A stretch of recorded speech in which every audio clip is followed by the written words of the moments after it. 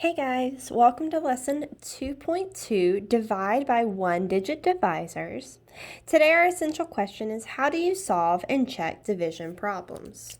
So as always, put your star by our essential question because you should be able to answer this or at least work out the problems once we're done with this lesson. It says, Jenna's family is planning a trip to Oceanside, California.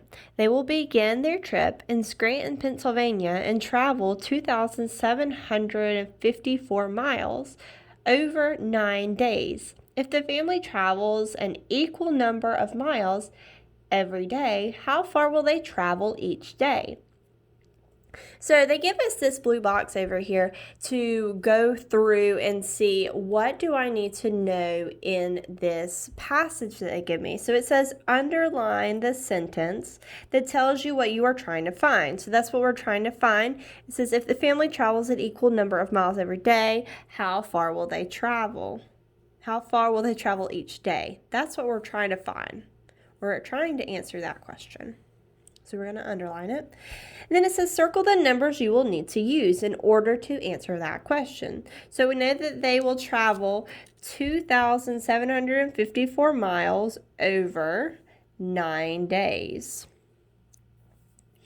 All right, so the first thing we're going to do is step 1, use an estimate to place the first digit in the quotient.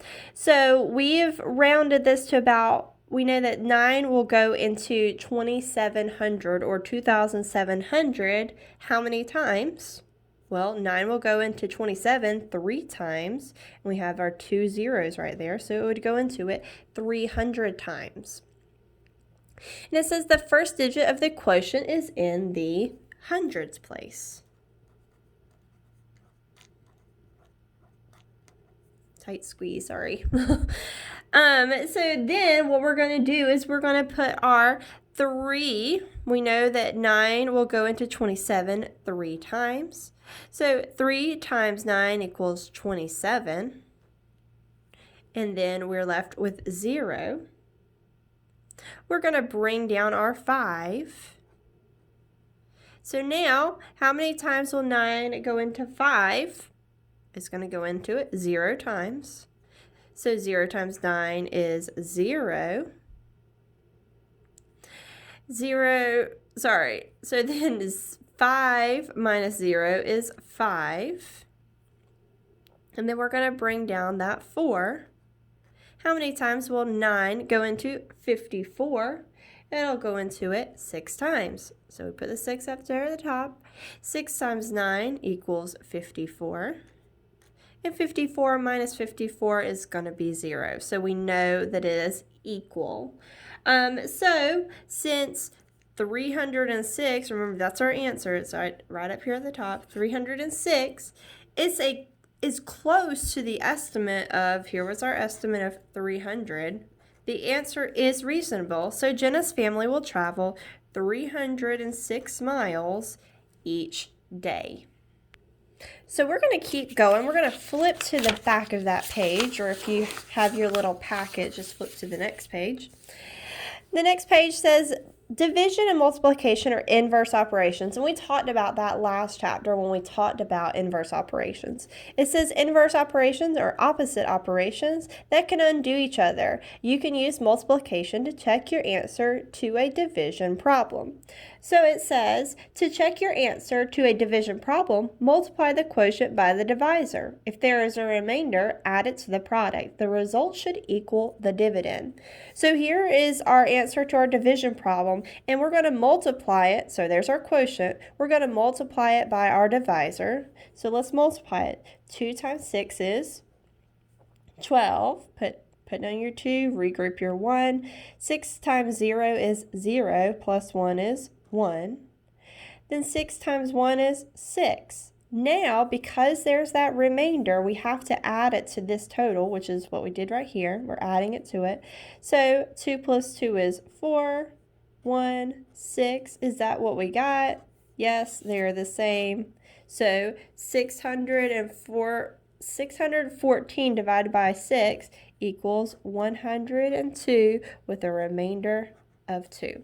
That's a great way to go back and check your answer. I know sometimes it's like it seems like it's a lot, but you always want to check your answers to make sure that they are correct.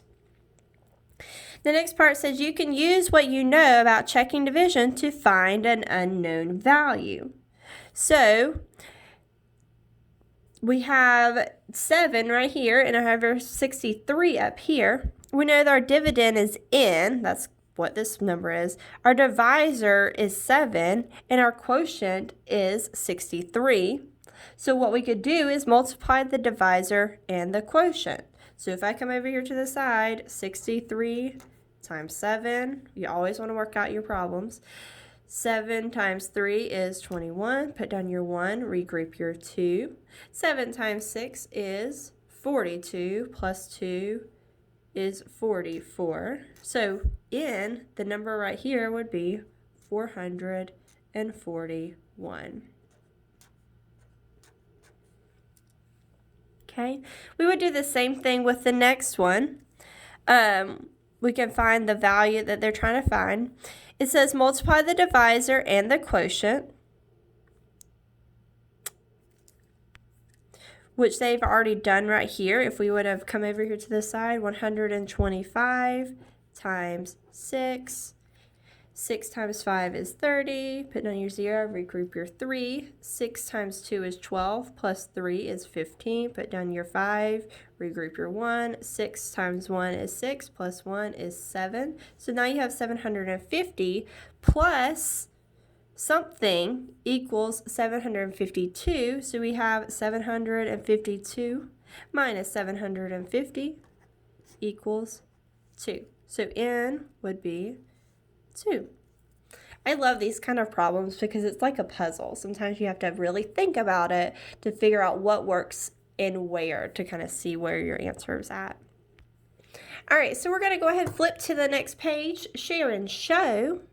So we're going to divide, and it says to check your answer. So make sure you're checking your answer. Don't just divide and be like, oh yeah, I'm done. Always go back and check your answers.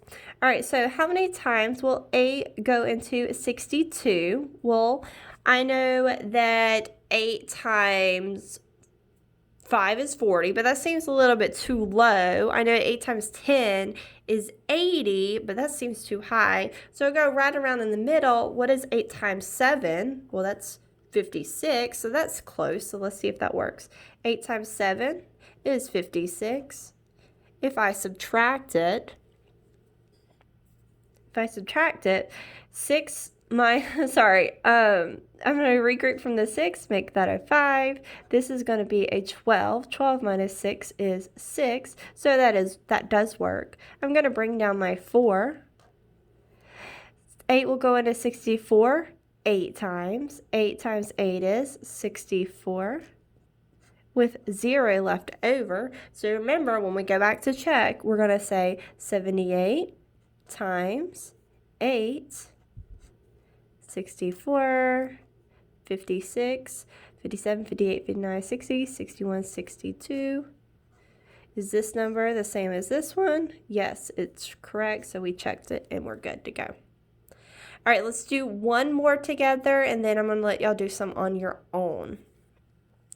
So let's do this one. This one looks like a bigger number. So how many times will 4, we know it's not going to go into 3.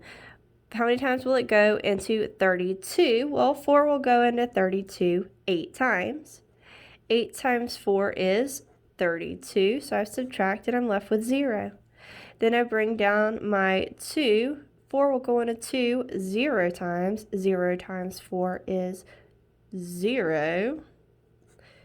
And I subtract it, bring down my other 0. Do y'all see how I'm keeping mine nice and neat? I need y'all to do the same thing when you're at home. I'm not there to go back and say, hey, you need to make sure that you're straightening it up. You need to be able to self-correct like that. So if you see that you're not able to look and figure out where you're going, you need to go back and rewrite it. All right, 4 will go into 20 5 times. 5 times 4 is 20. So you're left with 0. So I don't have any remainders, but I am going to check. I have 805, and I'm going to multiply that by 4. 5 times 4 is 20. Put down your 0, regroup your 2. 4 times 0 is 0, plus 2 is 2. And 8 times 4 is 32. So I'm going to put down 32. So am I ending up with the same answer? Absolutely. So it's checked. It's good to go. All right, the ones I want you to do on your own are 3, circle it with me, 4, 5, 6, 7. I want you to do all of these. So 8 through 15. Do 16, 17. Let's do number 18 together, just that way we kind of remember how to do that. So remember, when we're doing a problem, we always want to multiply first. So this one is 5 times 67, so I know I'm going to multiply 67 times 5. 7 times 5 is 35. Put down my 5, regroup my 3. 6 times 5 is 30, plus 3 is 33. All right, so that's it, plus I have to add my 3. So I would have 338. And then it says write what n represents in the related division problem. So this one would be my dividend because that's our number that we're trying to get.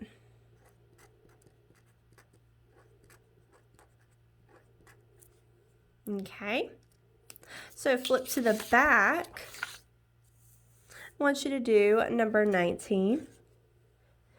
Number 21, that's a hot problem, so you're really going to have to think about it. 22 and 23. Make sure if they give you one of these data tables, you use it. Sometimes we forget that they have that there for a reason. All right, so make sure you do that, and then check out the lesson check. Make sure you do all those problems to prove that you did your lesson today. Have a great day, guys.